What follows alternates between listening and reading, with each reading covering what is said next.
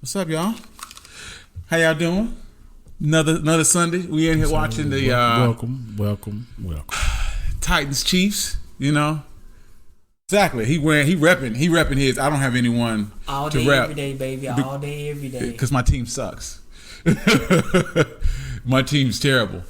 Anyway, regular cast of characters. I'm your host, producer, country boy.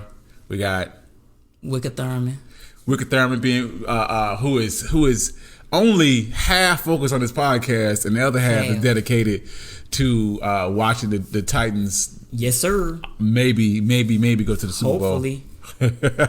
and over here to his right is the bad guy looking at this little meme that I guess we're gonna talk about in a few minutes. Oh yeah. So we just gonna go ahead and get it started because yes. Oh, okay. Well, all right. On deck, we're going to talk about definitely talk about Aaron Hernandez today. We're definitely going to talk about Aaron Hernandez today. That's a fact. We're probably going to talk about the Duchess of Essex. We're going to talk about the lady with the 11 babies. Yeah, probably talk about the lady with the 11 babies. Or Sussex. It's Essex? Sussex. I think it's Sussex. Sussex. Yeah. And we are going to talk about Black Boys Dancing. That's been on the Twitterverse. So we'll start with that. We'll start with that first. So there's been a picture circulating that's been on Twitter that was God. I say the photo because I knew we were going to fucking end up talking about this shit at some point. And it's basically just a photo of a bunch of black boys doing ballet. Okay. All right. And this has caused a storm on people on both sides. They were like, "Yo, my son's He's not doing no fucking ballet." And then people mentioned that people like Lynn Swan and a couple other football players, very, very macho football players. Walter Payton, I think. Yeah, Walter Payton did have done ballet. It is nothing. It's nothing feminine about ballet outside of them damn pants. They're not real flattering. But my whole thing is like they look kids and they're doing ballet. Like who cares? It's like there's like. Which would you rather have your kid doing? Ballet or out there shooting little kids in the parking lot? So why that's the only two options? Because to me that ain't nothing else ain't nothing else my son can be doing besides ballet or shooting kids in the parking lot. I'm just saying, like if you talk about which would I rather have my son doing, ballet or playing baseball, football, basketball, soccer, tennis, golf. What if he don't like none of that? Drawing, art, okay. Acting, thespian. It's 1,000. I guess the list that I can go down besides ballet. Let's say hypothetically. That's fine then. What if your kid don't want to play none of that and his choices are Fortnite. He can hang out on the corner or he can go do ballet? Then I'm doing bad as a parent. If hanging out on the corner is a choice at all, yeah, I'm that's doing what bad as a I mean. When parent. kids have nothing else to do, that's what they do. I had a lot of when I grew up and I had the option, of playing on, sitting on the corner with the the D boys or doing something else. I chose to go flip in the sandbox. I don't know. That D-boy shit did seem kind of glamorous. You watch enough TV, listen to enough rap music. Yeah. Oh yeah. They're the only ones that had money, had all the chicks, but then they did one day you here, baby, and then you gone. Yeah. It was like ain't no like they be gone quick. He was like hey, man got shot. Oh, man, damn, bro! I just saw him the other day. Right, so got locked and up. He asked me for $1. Exactly. Right. Oh, them ABC boys came through. They done locked. They done locked up. You got to get them guys, them boys. Them boys. They done rolled up, locked up. So that's why I say you got to be doing bad as a parent if that's even in the option category. What if your son? This is what he wanted to do. What if he asked you, "Dad, I like to dance. I want to try ballet." I guess we might try it. We'll see. Maybe. So, like, I don't understand what's the difference in what I said and what you said. That is so non-committal. That is so non-committal. Because more like I'm saying, all right, your mama gonna have to take you. Why not? It's your kid. I'm just saying. Why would you not drop your kid off at ballet? I mean, what? To me, if you're doing something positive, I think I will work. I understand you trying to be an effective or today's good father, right? You the 2020 good father. Whatever your child wants to do, I am going to support it and be behind it 100%. Exactly. Right? Exactly. But when you grow up in the household, my household, under me, it's hard for me to even see my son seeing ballet as an option. Just because now to me, I think the kids mimic their parents.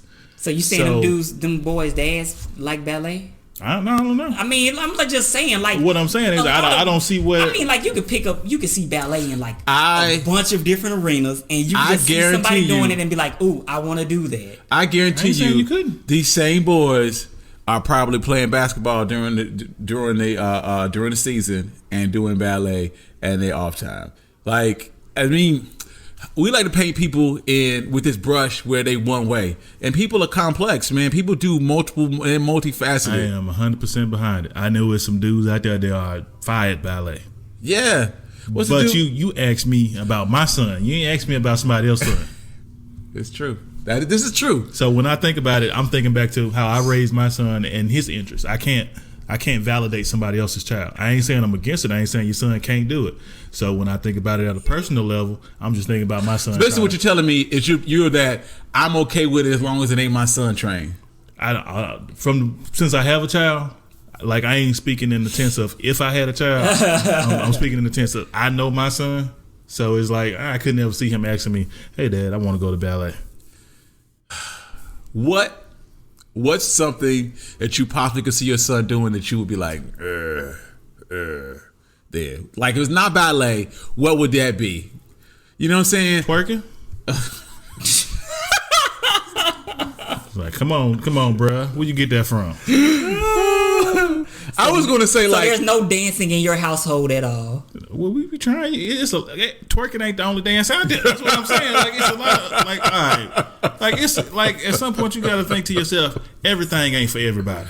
Like, I can't see that logic. I can't turn it over to 2020 where I say anything across the board, do whatever you want to do. I mean, I'm not saying anything across the board, do what you want to do. Might as well. But to me, like, telling somebody they can't do ballet or basically not exposing them to anything that you find to be not in your wheelhouse of what you think a man should be. It ain't about it's kind of ridiculous. It ain't about a man should be, because like I say, there's some people that's good at that, right? I feel like it's certain people, but I don't feel like that is where I feel like it's 90-10, right? I feel like 10% of the men you're gonna pull out that really passionate about ballet, and the other 90% are passionate about something not as feminine. So. But your whole right there, that whole statement was troubling to me, is that you just basically said ballet is feminine. What is at the heart of this, like, though? What's at the heart? It feels like a feminine dance to me. When you dancing out there, it seems like it's seductive. It feels feminine when I watch it. Like, why? Like, the way it is performed, what, baby? People. So what? Anybody who has fluid motion is just. You fluid motion right. when you break dance. You can fluid motion and break dance. So what about gymnastics? So would you say gymnastic is feminine?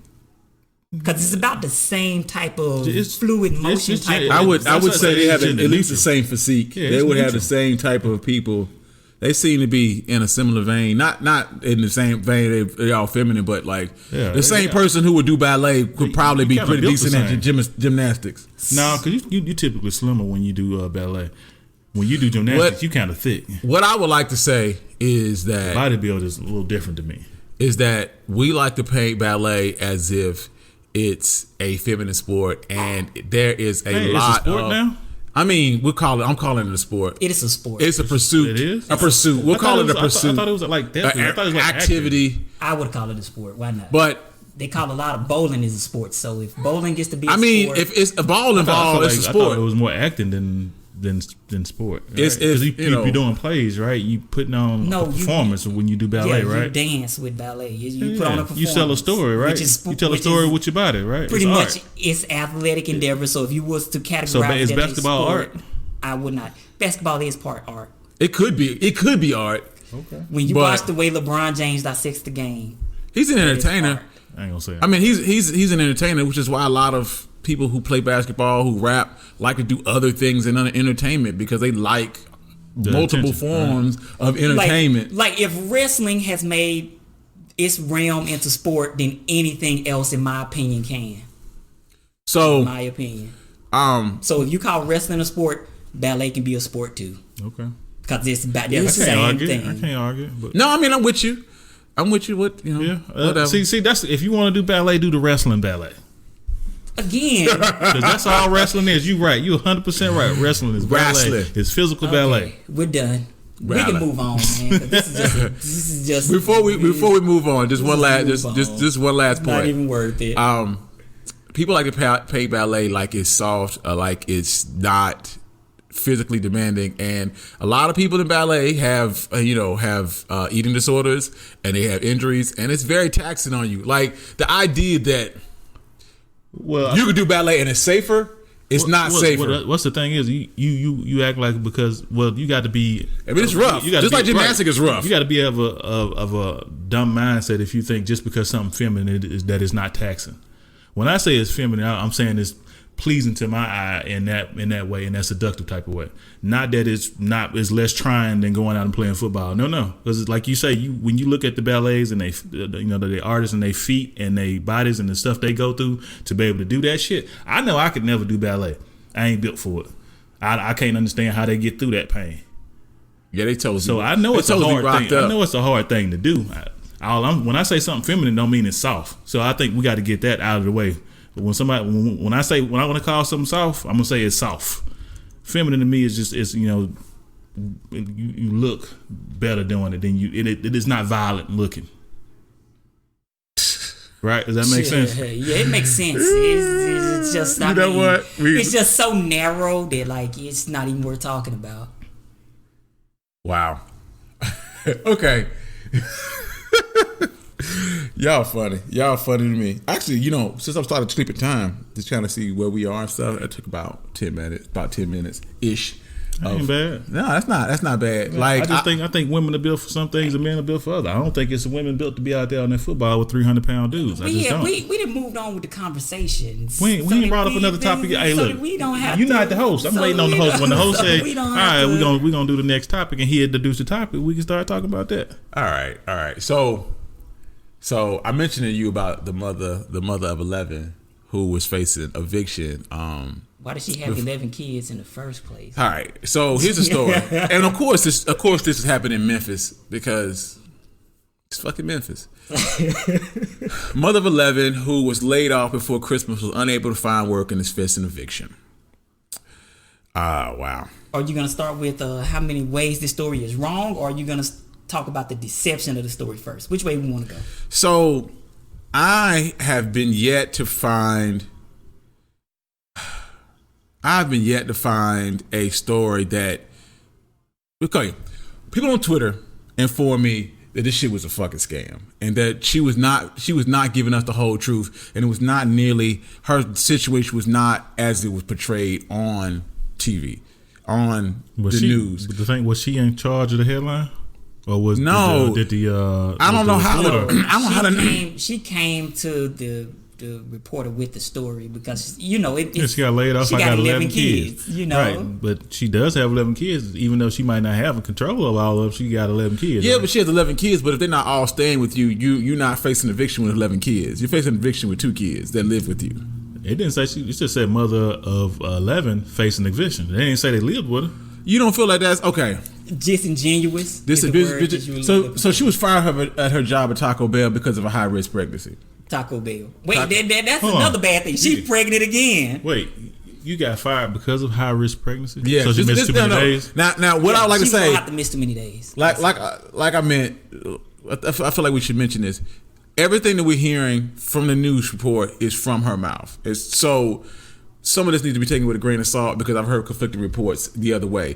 But I've also not read anything from any news outlet saying she's a fucking liar. Okay? So we need to take all of this with a grain of salt when we're talking about her. But what we can say about this situation is that even if we take this entire situation, let's say she is a mother of 11, she is close to eviction, she wasn't paying her bills on Taco Bell salary anyway. Any goddamn way.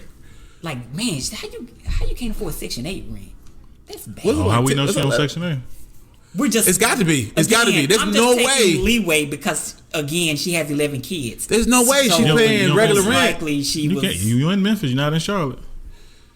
Yeah, even still, so rent probably $200. Okay, so she Taco Bell. $300. Let's say she is a Taco Bell. I probably should put the timer on. Let's say she is a Taco Bell, for instance. Okay, and then let's say so she's making $10 an hour. Yeah, working 40 hours a week. Working 40 hours a week. $400 a week. $400 a week. Your rent $200. Your rent $400. After taxes, they taking 30%. Yeah, she ain't making enough money for them to be taking 30%. So she probably probably taking a good 20. Okay, 15, her check probably 20%. Her check probably about $300. We'll say on a good day. That means at the end of the month, she got $1,200. She got $1,200. Yep. So the most she getting food stamps. Yo, for sure. So that means she probably not spending a good vast majority of that money on food. But we're also taking the notion that she was working full time. Yeah, well, we're just trying to do simple math. We don't necessarily know if she was working full time, so I think we should take that into account. All right, so let's knock it down from 12 to $1,000, right? Yeah, let's just knock it down to $900. $900. Let's do $900 for the month. All right, which sounds horrible. Not real. You say she only really got 2 kids with her, right? Right, but no, we're gonna imagine this story as if all 11 kids with her. This is what the news story painted to us. All 11 kids staying at the house. Right, she got $900 for the rest of the month. She got 11 kids. She getting about $5,000 in food stamps a month. and she's not using all $5,000 to feed all them kids. She's selling some of them. Half of them. She's selling half. So realistically, that $900 just turned into $3,300. That's probably more money than a lot of people make a month. They don't get that much in food stamps. 11 kids? Nah, they don't. They cap how much you can get in food stamps. I don't know about that. Yes, they cap how much you get in food stamps. I don't know about that. You can only get a certain amount in food stamps. They cap. All right, we're gonna find. You can thank Bill Clinton's welfare reform for all those kinds of things. She at least getting two racks. At least getting 2 racks. I know people with 3-4 kids getting 2 racks. So they at least got to be giving her 2 racks. The maximum gross monthly is 130% of the federal poverty level, and the maximum net gross is 100% of net poverty level. For instance, if your household consists of one person, then your gross monthly income for SNAP would have to be is $1,200, a net of $990.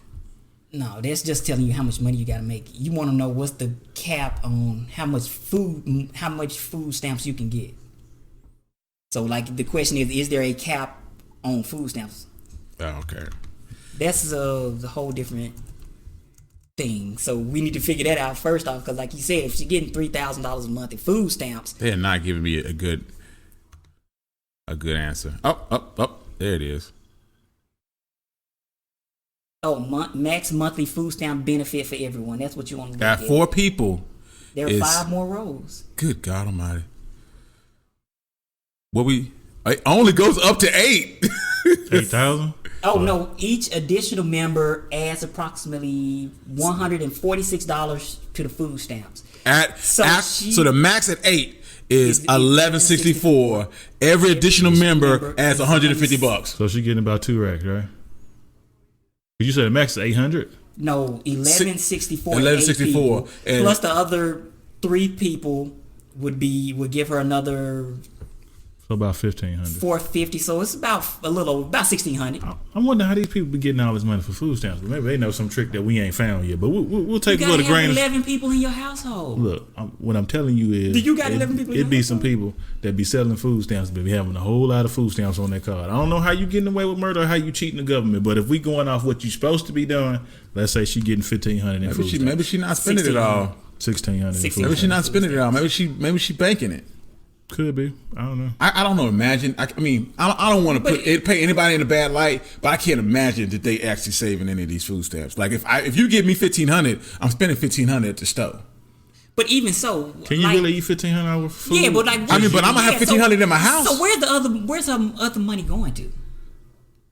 Like you ain't gotta buy food. So that's what we're saying. That's what we really calculating. You got $900, and if we giving her food stamps, we got to give her Section 8.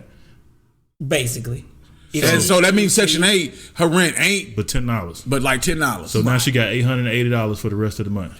But she also got 11 kids who gonna eat through? Who gonna burn through that? Food already gone. No, I mean I'm saying they gonna eat through it, but I mean they gonna burn through it just doing from what? Life. Like What do shit you do? happens. What do kids do with money on a regular basis? I don't know, man. I don't know. Wait. Do you understand how that means that her kids are eating? All the kids, the whole household is eating about $50 a day in food. That is a lot of food to eat. So what you're telling me? You're telling me that with government assistance and 11 kids, she should be able to make. She should be functional. Fine. She should be functional. Yes. If you got, if your house is, all you gotta do is have a job because the food is taken care of, and if it's school time, they eat twice at school, so they only they get free or reduced lunch. I mean, for a fact, it's free for sure. It's free lunch, and now you also taking into account that you hoping that none of them baby daddies work. Because if any of them work, she getting child support. Because as soon as she goes to the food stamp office, they're gonna make her put them on child support. Right.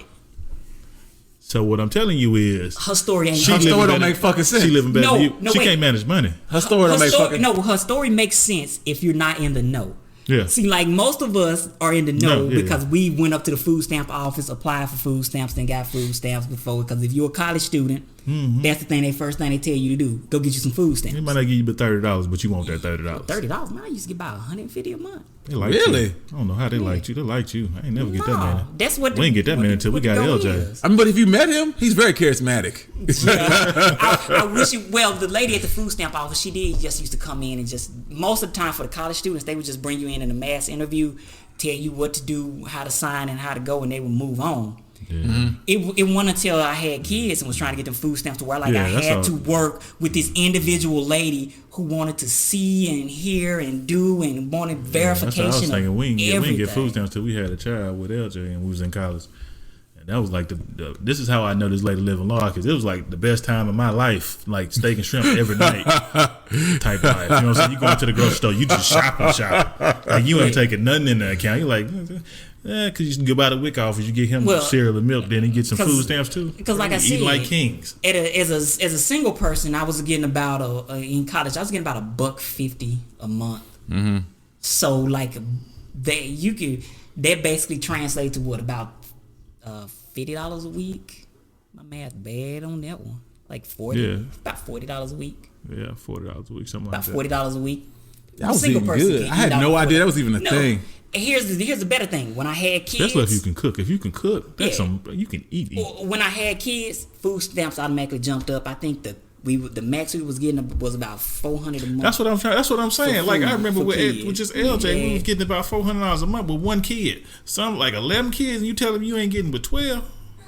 No, she was getting. We've already calculated. She's getting about $1,600 a month. I think maybe that's that new stuff. I don't know, but you gotta understand that automatically when they go to cutting budgets, the first budget they want to cut is food stamps. But have you looked at their spending and the tiny itty bitty drop in the bucket? Mm-hmm. Food stamps is a sliver. Like if you ever look at the spending and all of these pie chart, government assistance is a 50, sliver. Like over half or close to half is like military spending, and SNAP benefits is a little tiny sliver. That's the first thing you go to. You can divide the budget into two separate things. You got discretionary spending, non-discretionary spending.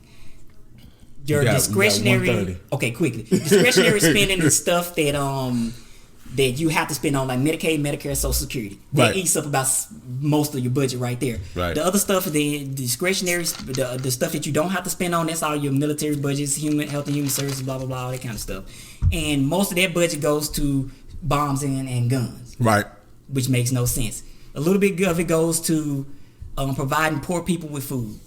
Makes no sense, but hey, we prioritize bombs over anything else. Bombs over Baghdad over everything. Bombs over everything.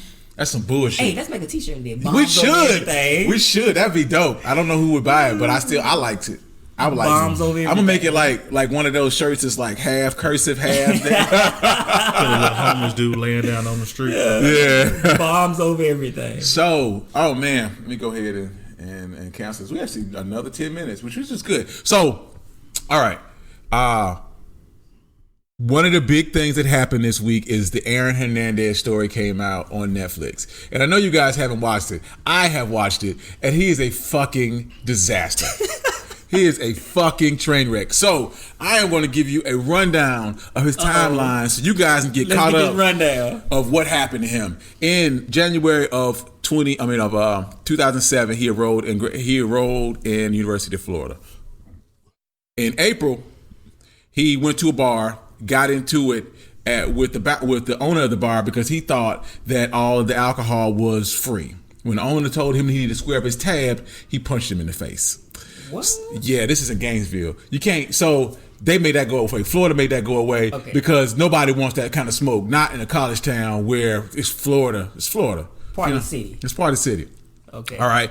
In September of 2007, police questioned Hernandez of the shooting of two men leaving a bar. He never was charged, but the rumor was he did that shit. Wait, so he just shot him? Yeah, they weren't dead. He just shot him. Okay, and they questioned him, but they weren't. They could never tie him to those that shooting. Some Ray Lewis type shit. Yeah, definitely. And so he went on to have a pretty good career at the University of Florida. And in April of 2010, he was drafted by the Patriots in the 4th round. He was the type of guy that had first round, second round talent, but he fell all the way to the 4th round because when they did his background and tests on him, they ran tests on him to see like what kind of person you were.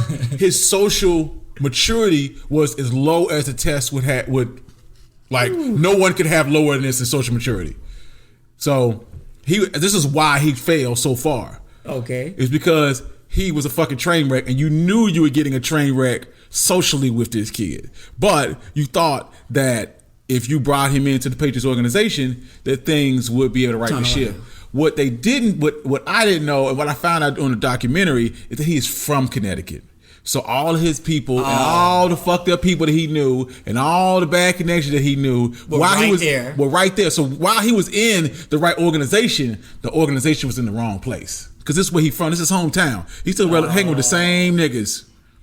All right? So in July of 2012, Daniel De Abreu and Sofeta Furtado was shot to death in their car in a drive-by shooting in a Boston South End neighborhood. What? All right. Okay. Allegedly, during this story, this is the picture that was painted by the police is that Daniel Abreu spilled a drink on Aaron Hernandez, and Aaron Hernandez felt slighted.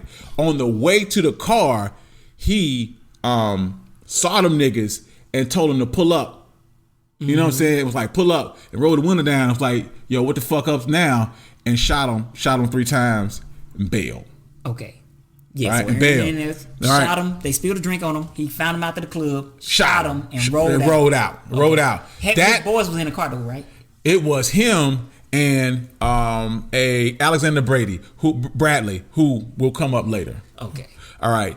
In August 27th of 2012, he signed a 5-year, $40 million deal with the Patriots. So later that year, he signed that huge $40 million, 5-year, $40 million deal with the Patriots.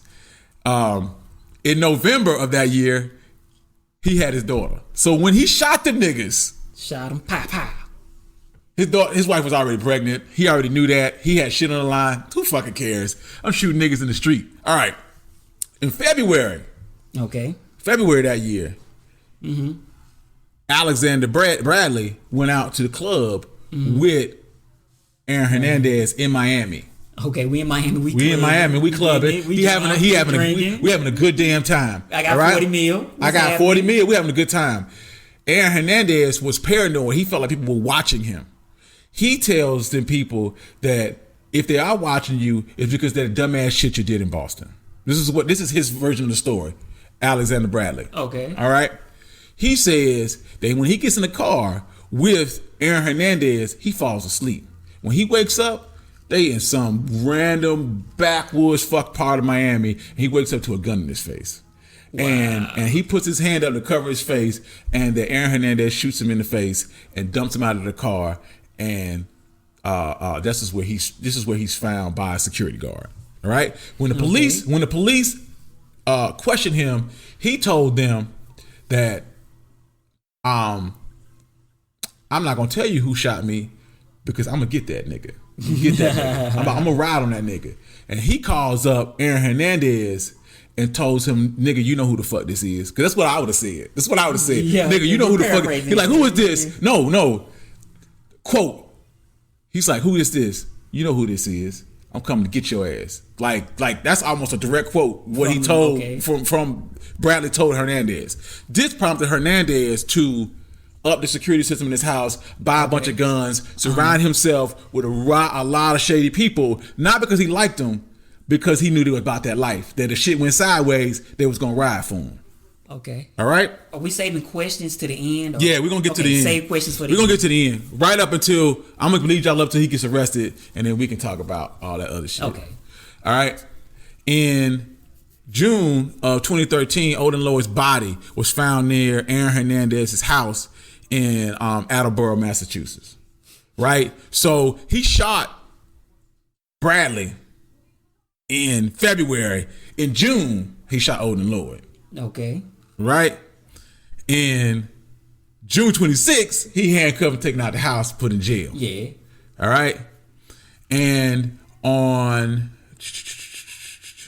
May 15th, 2014, he's indicted for 2 counts of first-degree murder in connection with the 2 shootings from Abreu and Furtado, and in addition to the murder of Odin Lloyd.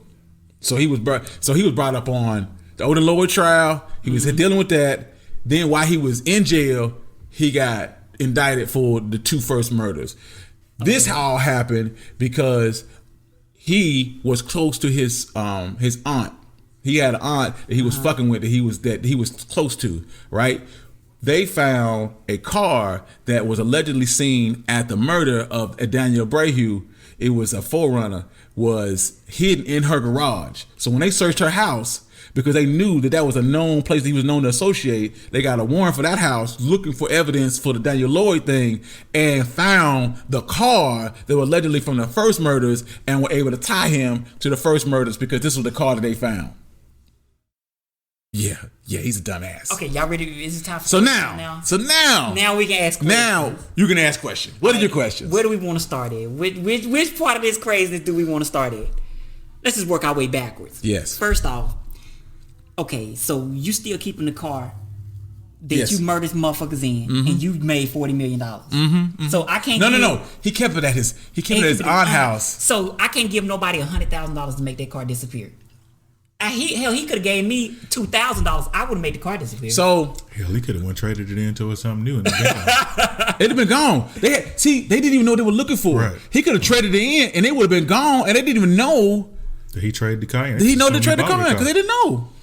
I mean, there's so many things. He could have took $1,000, took it to any car dumpster, and they would have gladly took it. That's first off.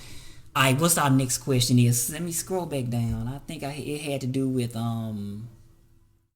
had to do with the other guy's murder. Oh, Furtado and Abreu. It was past that part. Or Odin Lloyd. It had to do with Odin Lloyd. Why was Odin Lloyd found close to his house? Okay, Who murdered somebody close to their house and keep what? Okay, explain it to me. So, oh man, when I tell you Odin Lloyd shit was a mess, it was a fucking mess. All right, so the why they killed Odin Lloyd, we still don't know. All we know is that Odin Lloyd was afraid for his life because when he rolled up with his 2 bodyguards who are not listed here, but I can't remember their names off the top of my head. He ran up and called him, was like, "Yo, we coming through," with his 2 associates, right?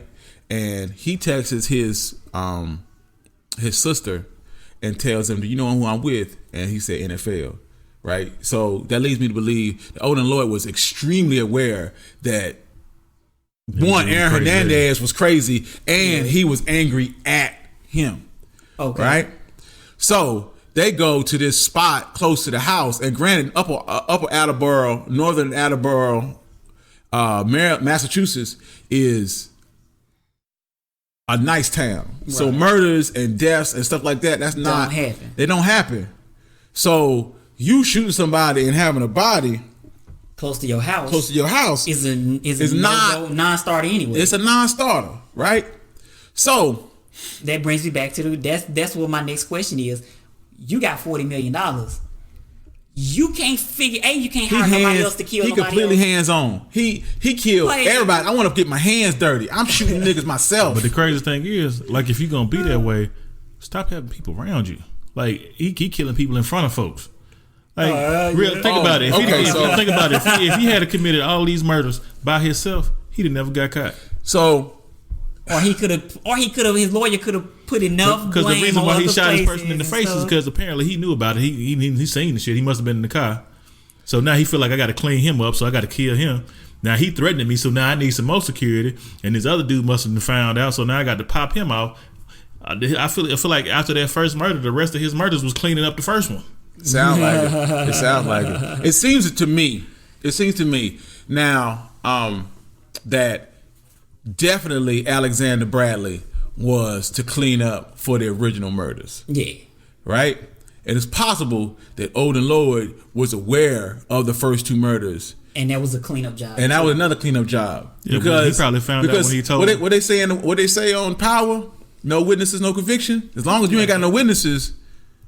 So, I mean, I'm assuming, but we're making the connection that this dude was smart and he wasn't a fucking hothead because he went home and erased the tapes on his system. But not all the tapes. But not all the fucking tapes. So there was tapes. And now, what y'all not understanding is that these were not exterior cameras. These were interior cameras too. So he had cameras inside his house of him after Odin Lloyd's murder of him carrying a weapon around the house.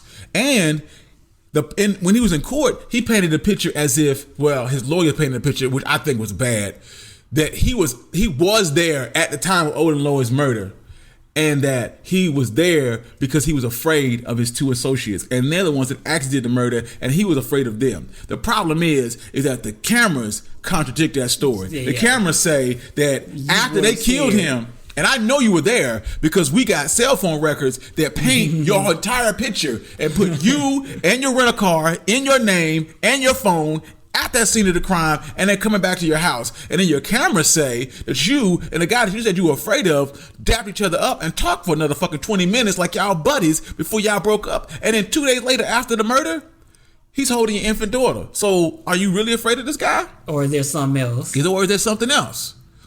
You know? So, I don't know what to make of him. He seems like he was a brash and he was a hothead and he was a guy. Yeah, because we're going to go back to my first question, which was, why are you doing any of your own shooting anyway? That's the $50 million question. You was an NFL star.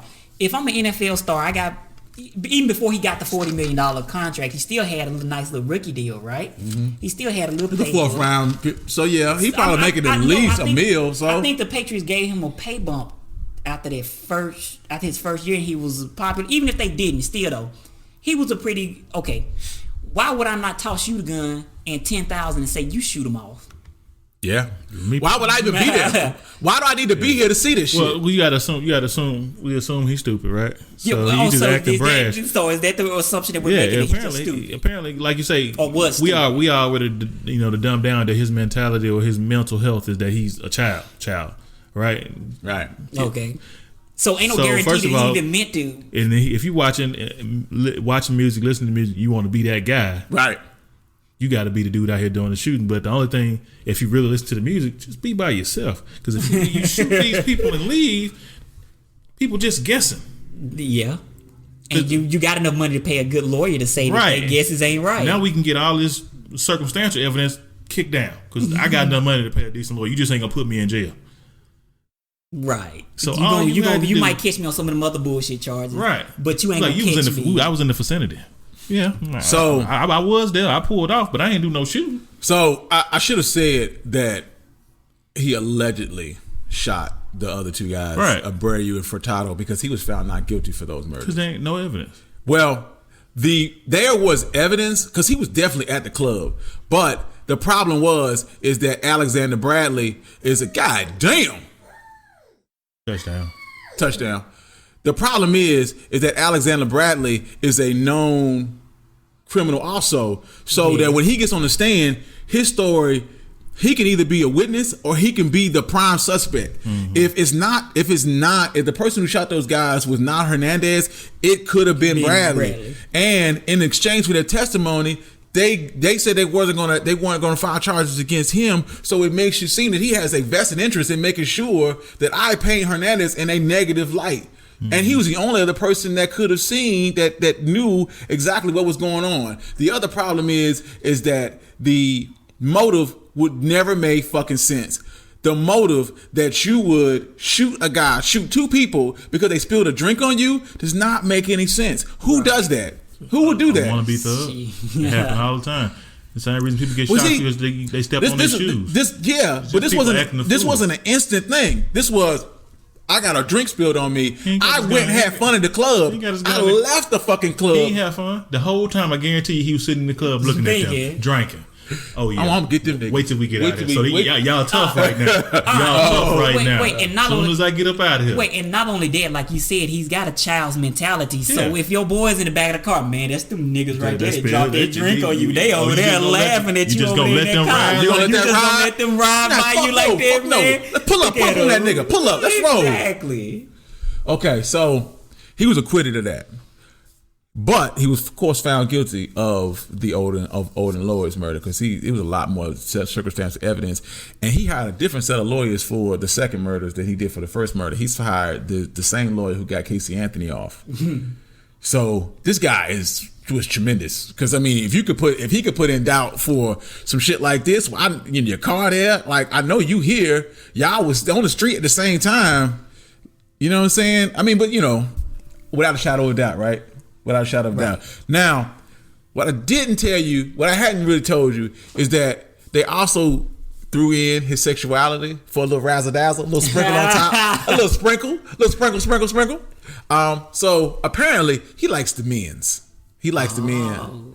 He likes the men's that, and they tried to paint it that he was at least bisexual, but they also tried to paint it like, man, he might have been gay, and that his wife and his baby mother was just there as a beard to cover up his lifestyle. And the motive that the prosecution painted for why he was that way in the club is because he felt like he had to act hyper masculine because he was living in a heterosexual world. He felt like that's the way he needed to be. I needed to be hyper masculine to make up for the fact that I like guys. And did they try to say that that's the reason why? And they tried to make it seem like that's the reason. That's a bogus ass argument. That ain't it? Ain't it some bullshit? It's some masculine ass gay dudes out there. Like it's some big ass buff gay. I don't think being gay got nothing to do with you being, a little person. You know what I'm saying? Well, I think the argument that they were trying to say was that this is at the Odin Lloyd murder, correct? Or are we talking about the first two? First two murders. Okay, if that's the case, if your masculinity is called into question in front of your crew and you have a child's mentality, typically you're going to go off the rails. So after he was found not guilty of the second two murders, like 2-3 days later, he was outed by Massachusetts radio station. It said that the reason why he killed Odin Lloyd is because Odin Lloyd saw him in a compromised position with another man, and that he could not let that get out. Where did radio get this from? I don't know. But regardless of how you feel about Aaron Hernandez or how you feel about the situation, outing someone on the radio is fucked up because 2 days later he hung himself. So if you're Aaron Hernandez and the worst thing in the world for you is for the world to find out that you like dudes and you've been spending your entire life painting yourself as some hyper masculine macho man. Oh yeah. And then people found out, especially in jail, that you like the dudes. They're gonna be throwing F-bombs at you left and right, right? Because he's still benching 230, 240. So he's just the top now. Now you know what I'm saying. Now you can get drug up in here. I mean, but I mean, like, what if 5 of them do that work? What if 5 of them do that work? That's rape. You just got raped. The shit happened. You went to jail. Stop killing people. That's what we're saying. Like, if your choice, if your options is this is an adult mind versus what we consider a child mind. Now, after he hung himself, he they did do brain scans on him for CTE, and they found that his brain was the most advanced. He had the most advanced level of CTE for someone of his age that they ever seen. Did he play Pee Wee? He played his entire life. Yeah. He been playing since go, like most of us. That's probably what's wrong with him. Because, like you say, in Pee Wee, they ain't got no filter. At least especially back in that day. Now they got precautions to try to stop the kids from hitting each other that way.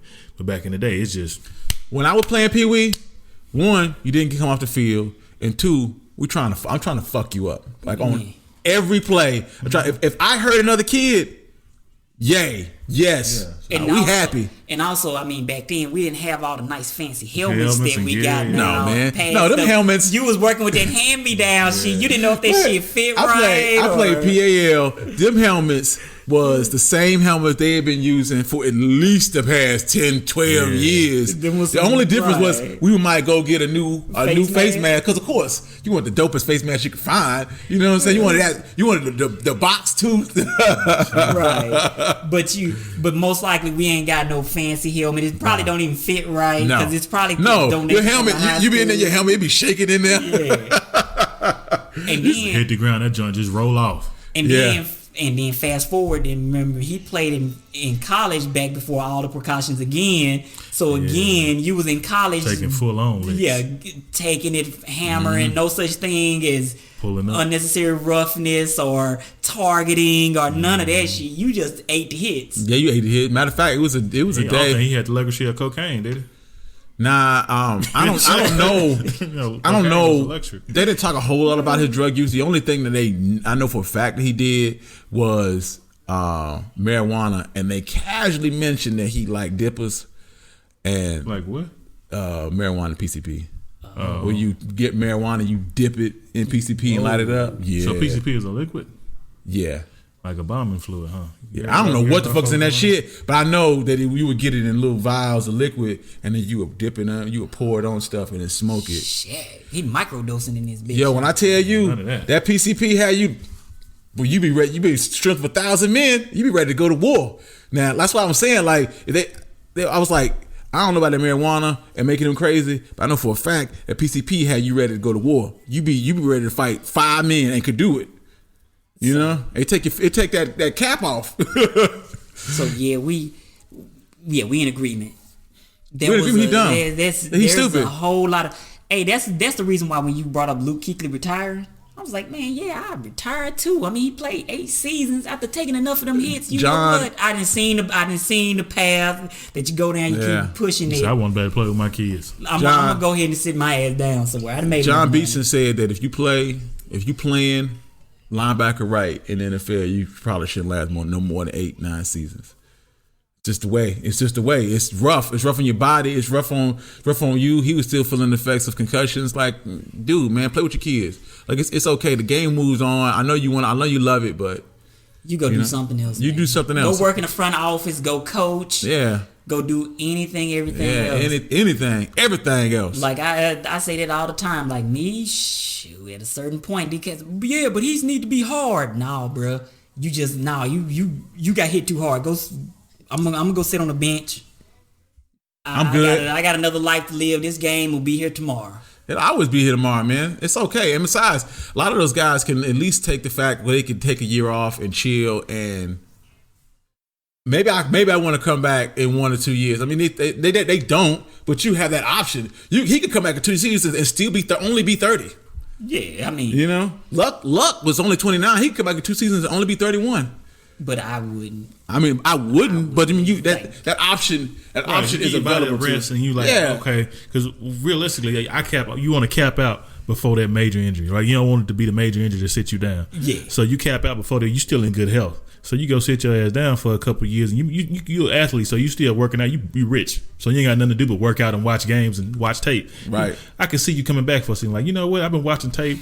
I still feel good. I can see you doing it. And I wouldn't do it. Then you go back out there. You're like, you know what? This couple million dollars they gave me, I'm gonna go and sit my ass back down. Right. That's what I'm saying. It's like me. I wouldn't even come back out there, cause like it was so funny. There was a guy who was he was a college lineman.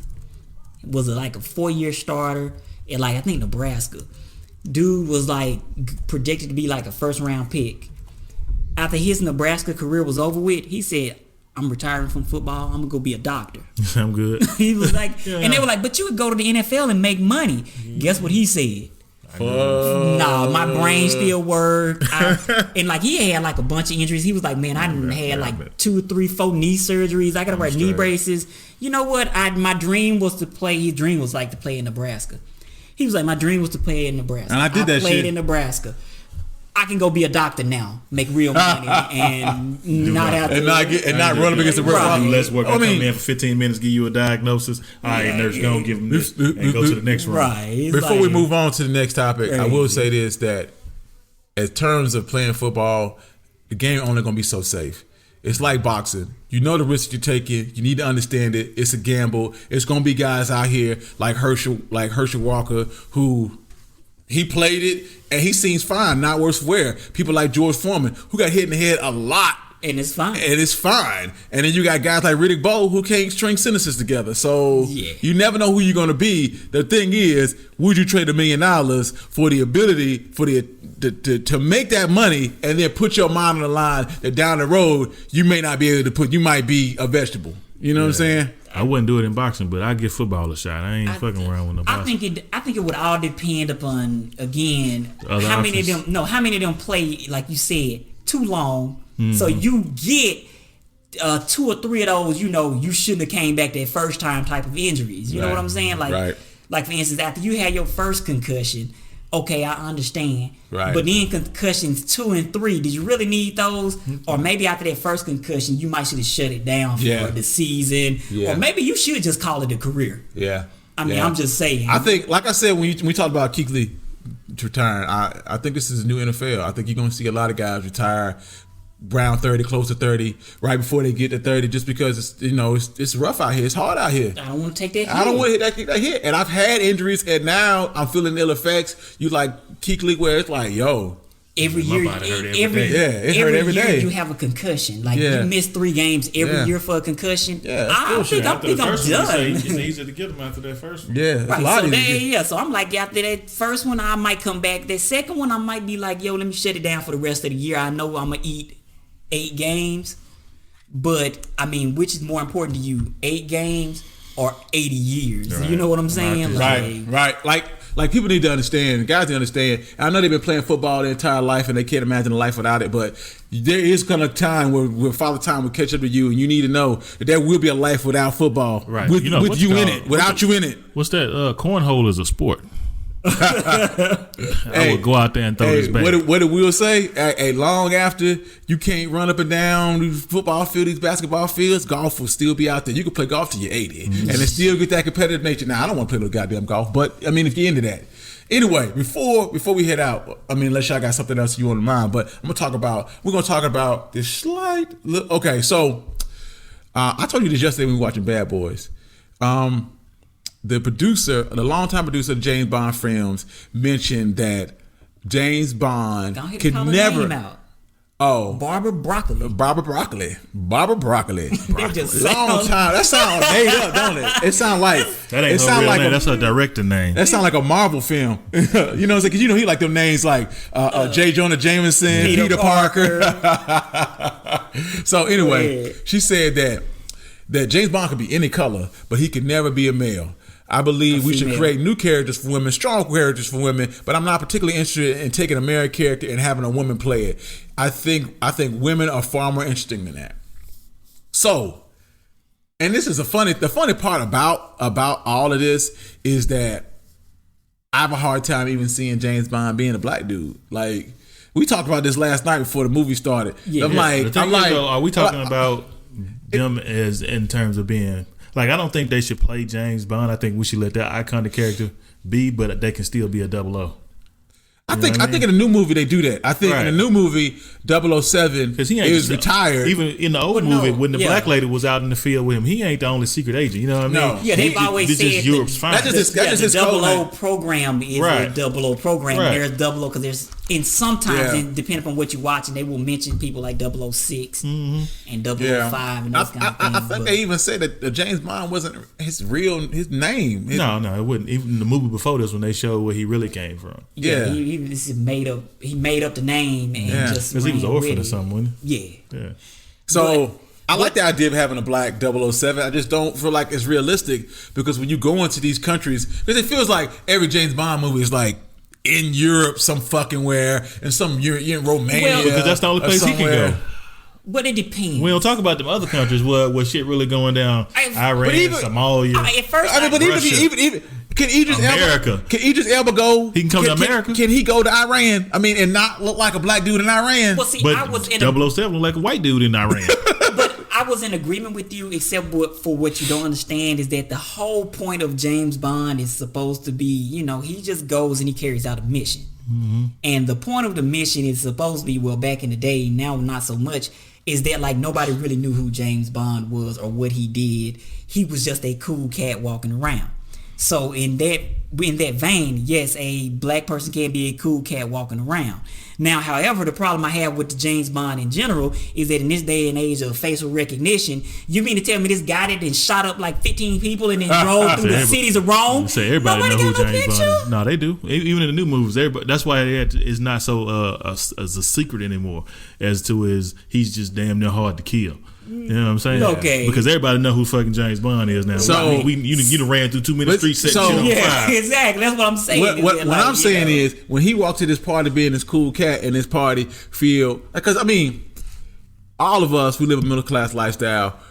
One thing you find out very, very quickly when you get outside the cities is that we ain't a whole lot of black people anywhere. You know what I'm saying? Like even if you were to go around in the United States. And you would go, like, what happens if he has to go to a private function in Montana? If Idris Elba shows up to this party, he gonna stick out like a sore thumb. Right, everybody's gonna be like, who the fuck is this nigga at this party? But your background got to be ironclad. So when they Google you, you're like, oh, it's such and such. You're big. Okay, so that works once. So the next time your black ass shows up to this party, but you can't get caught doing what you're doing. You gotta come in as that black dude and leave as that black dude. You can't go out of there guns a blazing. Well, see, that's the thing about it is that the 00 program is supposed to be covert operations. It ain't supposed to be that flashy. This new James Bond just like to shoot up people. You're making it seem like he's bad at his job. He is. He's pretty bad at his job. Because if you watch the older James Bond movies, with Sean Connery and those people, a lot of times they didn't shoot a bunch of people. But now in this action-oriented era that we're in, James Bond has to shoot. I don't know if you see the commercial for the new one. I mean, they showed it twice, but he spends all the time shooting up people. His fucking car got Gatling guns in the headlights. I mean, he shooting up other motherfuckers. He bout it. So no, James Bond is really not supposed to be shooting up a bunch of henchmen in the middle of the street. He always he's had his supposed to be gadgets. a little bit more covert than that. He ain't. So now he's no longer covert. They always I don't understand how this story works. Well, no, they sell it to the point where he is covert, but he always get caught. So now when he gets caught, he gets to display all these weapons we've been working on. And then that's the end of the movie.